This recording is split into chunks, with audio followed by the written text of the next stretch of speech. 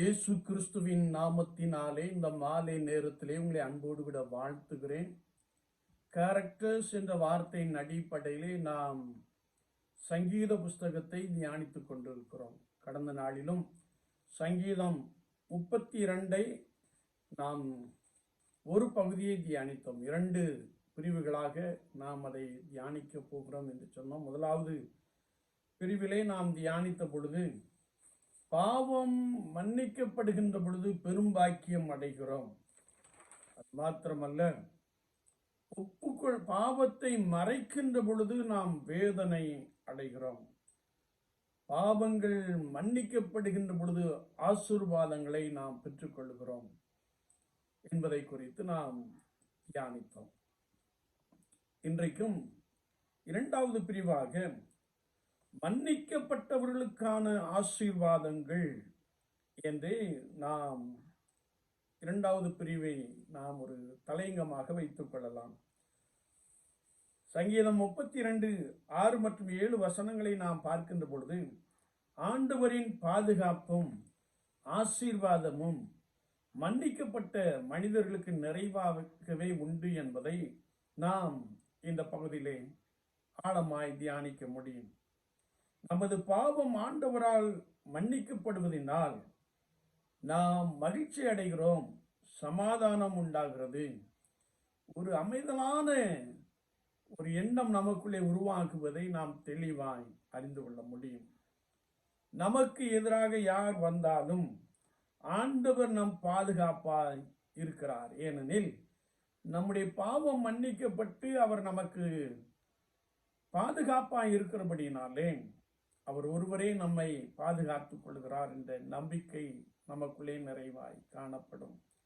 அது மாத்திரமல்ல, எல்லாவித இக்கட்டுகளுக்கும் மானசீக தந்திரங்களுக்கும் அவர் நம்மை விலக்கி காத்து ரட்சண்யம் என்னும் பாடலை தருவதாக சங்கீதக்காரன் மிக தெளிவாக சொல்லுகிறார். இந்த 2ஆம் பிரிவிலே 2வதாக வசனம் 8 மற்றும் 9 நாம் தியானிக்கின்ற போது, ஆண்டவரே நம்முடைய போதகர், நாம் கர்த்தராகிய இயேசு அண்டை சென்றால் அவர் நாம் நடக்க வேண்டிய புதிய வழியை, பரிசுத்த வழியை நமக்கு போதிப்பார் என்பதை நாம் இந்த வசனங்களிலே அறிந்து கொள்ள முடியும். உபாகமத்தின் புஸ்தகம் 33ஆம் அதிகாரம் 3ஆம் வசனத்தை நாம் வாசிக்கின்ற பொழுது, உம்முடைய ஜனங்கள், உம்முடைய பரிசுத்தவான்கள் உம்முடைய வார்த்தையினாலே போதனை அடைவார்கள் என்று சொல்லுகிற ஒரு வார்த்தையை நாம் வாசிக்கிறோம்.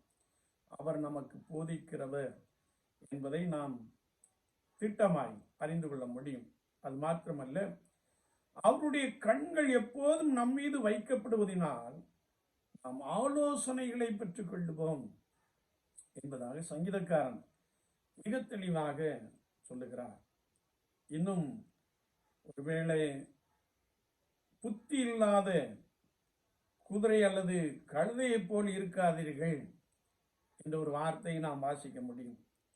ஏனென்றால் இவ்விரவு விலங்கினங்களையும் எளிதில் வழிநடத்த முடியாதவைகளாக இந்த 2 விலங்கினங்களும் உண்டு என்பதை நாம் அறிந்திருக்க முடியும். ஏனென்றால் இவ்விரண்டையும் பழக்குவதில் மிகவும் சிரமம். கடிவாளம் இல்லாமல் குதிரையை நேராக நடத்த இயலாது. எனவே குதிரைக்கு கடிவாளம் போட்டிருப்பதை நாம் எல்லோருமே தெளிவாய் அறிந்திருக்கிறோம். எனவேதான் சங்கீதக்காரன் அழகாய் சொல்லுகிறார், புத்தி இல்லாத குதிரையை போலவும் கோவேறு கழுதையை போலவும் இருக்க வேண்டாம் என்று சொல்லுகிறார். அதே போல கழுதை பொதி சுமப்பதிலே பழக்கும் போது அதன் பின்னே தொடர்ந்து செல்லவில்லை என்றால் நின்றுவிடும் அல்லது வேறு பக்கம் சென்றுவிடும். இது கழுதையினுடைய இயல்பான காரியங்கள். எனவே நாம் இவைகளை போல் இருக்க வேண்டாம். அறிவில்லாத செயல்பாடுகள் நமக்குள்ளே வேண்டாம் என்று சங்கீதக்காரன் மிக அழகாக சொல்லுகிற ஒரு வார்த்தையை நாம் வாசிக்கிறோம். பிரிவு 2 3வதாக வசனம் 10 மற்றும் 11 நாம் தியானிக்கின்ற பொழுது, கிருபை மற்றும் ஆசீர்வாதங்களை குறித்து இந்த வசனங்கள் நமக்கு தெளிவாய் கற்றுக் கொடுக்கிறது. துன்மார்க்கனுக்கு சமாதானம் இல்லை என்று வேதம் சொல்லுகிறது. அவனுக்கு அநேக வேதனைகள் உண்டு. மனம் திரும்பிய தாவீது கர்த்தருடைய கிருபையின் மகிழ்ச்சியை அனுபவித்தார். ஒரு மனிதனின் பாவம் மன்னிக்கப்படுகையில் அவன் நீதிமானாய் மாறிவிடுகிறான் என்று நாம் வேதத்திலே வாசிக்க முடியும். நீதிமான் யார் என்று நாம் கீழே காண்கிற சில வசனங்களை பார்க்கின்ற பொழுது, ஆதியாகமத்தின் புஸ்தகம் 15ஆம் அதிகாரம் 6ஆம் வார்த்தையிலே, கர்த்தராகிய இயேசு கிறிஸ்துவை விசுவாசிக்கிறவன் நீதிமான். எரேமியா 18:9 நாம் வாசிக்கின்ற பொழுது, கர்த்தருடைய கட்டளையின்படி நடந்து நியாயங்களை கை கொண்டு உண்மையாய் கர்த்தருக்கு முன்பாக உண்மையாய் வாழுகிறவன் நீதிமான். ஏசாயா தீர்க்கதரிசன புஸ்தகம் 26ஆம் அதிகாரம் 2ஆம் வசனத்தை நாம் வாசிக்கின்ற பொழுது, சத்தியத்தை கை கொண்டு வாழ்பவன் நீதிமான். மத்தேயு 3:15 நாம் வாசிக்கின்ற பொழுது, மனம் திரும்பி ஞான ஸ்நானம் பெற்றவன் நீதிமான். பரிசுத்த லூக்கா 2ஆம் அதிகாரம் 25ஆம் வசனத்திலே நாம் வாசிக்கின்ற பொழுது, அபிஷேகம் பெற்றவன் நீதிமான். பரிசுத்த லூக்கா 18ஆம் அதிகாரம் 14ஆம் வார்த்தையிலே நாம் வாசிக்கின்ற பொழுது, தன்னை தாழ்த்துகிறவன் நீதிமான். ரோமர் 5:9 நாம் வாசிக்கின்ற பொழுது, இயேசு கிறிஸ்துவின் இரத்தத்தால் கழுவப்பட்டவன் நீதிமான். எபேசியர் 1:7 நாம் வாசிக்கின்ற பொழுது, இயேசுவின் இரத்தத்தால் பாவ மன்னிப்பாகிய மீட்பை பெற்றவன் நீதிமான். எபேசியர் 2:19 முன்னே தூரமாய் இருந்த நீங்கள் இப்பொழுது கிறிஸ்து இயேசுவுக்குள் கிறிஸ்துவின் இரத்தத்தினாலே சமீபமானீர்கள் என்று சொல்லுகிற ஒரு வசனத்தை நாம் வாசிக்கிறோம். கொலோசியர் 1:14 இயேசு கிறிஸ்துவின் இரத்தத்தினாலே பாவ மன்னிப்பாகிய மீட்பு நமக்கு உண்டாயிருக்கிறது. எபிரேயர் 13:12 வாசிக்கின்ற பொழுது, இயேசுவும் தம்முடைய சொந்த இரத்தத்தினாலே ஜனங்களை பரிசுத்தம் பண்ணும்படியாய் நகர வாசலுக்கு புறம்பே பாடுபட்டார். 1 பேதுரு 1:19 வாசிக்கின்ற பொழுது, குற்றமில்லாத மாசற்ற ஆட்டுக்குட்டி ஆகிய கிறிஸ்துவின் வெளியேறப்பட்ட இரத்தத்தினாலே மீட்கப்பட்டீர்கள். வெளிப்படுத்தின விசேஷம் 1:6 வாசிக்கிறோம், தமது இரத்தத்தினாலே நம்முடைய பாவங்களற நம்மை கழுவினார். 1 யோவான் 1:7 நாம் வாசிக்கின்ற பொழுது, இயேசு கிறிஸ்துவின் ரத்தம் சகல பாவங்களை நீக்கி நம்மை சுத்திகரிக்கும்.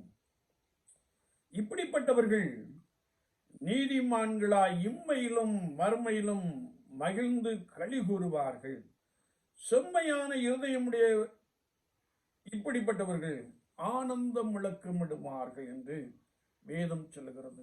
எவனுடைய மீறுதல் மன்னிக்கப்படுகிறதோ, எவனுடைய பாவம் மூடப்பட்டதோ அவன் பாக்கியவான், அவன் ஆசீர்வதிக்கப்பட்டவன், அவன் கர்த்தருக்கு முன்பதாக நீதிமானாய் காணப்படுகிறான் என்பதை குறித்து நாம் பரிசுத்த வார்த்தையிலே வாசிக்கிறோம். நீதிமானுடைய கூடாரத்திலே கம்பீர சத்தம் உண்டு. எனவேதான் சங்கீதக்காரர் முடிக்கின்ற பொழுது, இயேசு கிறிஸ்துவின் இரத்தத்தாலே மீட்கப்பட்டவர்கள் ஆனந்த களிப்புடன் பாடுவார்கள், ஆனந்தம் முழக்கமிடுவார்கள் என்று சொல்லுகிறார். என்னை கேட்டுக்கொண்டு இருக்கிற என் அன்பு சகோதரனே சகோதரியே, ஒருவேளை இந்த 32ஆம் சங்கீதத்தின்படி நாம் ஒருவேளை தாவீது சொல்லுகிறார், நான் வழி விலகி போனேன், பாவம் செய்தேன், வேதனைப்பட்டேன் என்று சொல்லுகிறார். நம்முடைய வாழ்க்கையிலே அப்படிப்பட்ட அனுபவங்கள் இருக்குமே என்றால், நாம் நம்மை கர்த்தரண்டை ஒப்பு கொடுக்கின்ற பொழுது, கர்த்தரண்டை நம்மை தாழ்த்தி கொள்கின்ற பொழுது, அவர் நம்மை மன்னித்து தம்முடைய சொந்த பிள்ளையாக ஏற்றுக்கொள்கிறார். அவர் சிலுவையிலே சிந்தின ரத்தம் நம்முடைய பாவமர கழுவி ஒரு பரிசுத்தமான ஒரு வாழ்க்கையை நமக்கு கொடுக்க அவர் காத்திருக்கிறார். அந்த பரிசுத்தமான வாழ்க்கையிலே ஒரு பெரிய மகிழ்ச்சி உண்டு, ஒரு பெரிய சமாதானம் உண்டு என்பதாக சங்கீதத்திலே நாம் தெளிவாய் அறிந்து கொள்கிறோம். நம்முடைய விசுவாச வாழ்க்கை இப்படிப்பட்டதாக காணப்படுகிறது. தன் பாவங்களை மறைக்கிறவன் வாழ்வடைய மாட்டான், அவைகளை அறிக்கை செய்து விட்டுவிடுகிறவனோ இரக்கம் பெறுவான் என்ற வசனத்தின்படியே தன் பாவத்தை அறிக்கை செய்து விட்டுவிட்டு பழையவைகள் ஒளிந்து போயின எல்லாம் புதிதாயின என்ற வார்த்தையின்படியே ஒரு புதிய அனுபவத்தோடு கூட ஒரு புது சிருஷ்டியாய் இயேசு கிறிஸ்துவுக்கென்று பலமாய் வாழுகிற ஒரு நபராக காணப்படுகிறோமா? தாவீது ஆண்டவரிடத்தில் மன்னிப்பு கேட்டார். தாவீதை குறித்து ஆண்டவர் சொல்லுகிறார், தாவீது என் இருதயத்திற்கு ஏற்றவன் என்று சொல்லியிருக்கிறார். என்னை கேட்டுக்கொண்டு இருக்கிற என் அன்பு ஜனமே, நம்மை பார்த்த ஆண்டவர் இவன் அல்லது இவள் என் இருதயத்திற்கு ஏற்றவள் என்று சொல்லும்படியான அனுபவங்கள் நமக்கு நிறைவாய் வேண்டும். அப்படிப்பட்ட கிருபைகளை ஆண்டவர் நமக்கு நிறைவாய் கொடுப்பாராக. ஆமீன், ஆமீன்.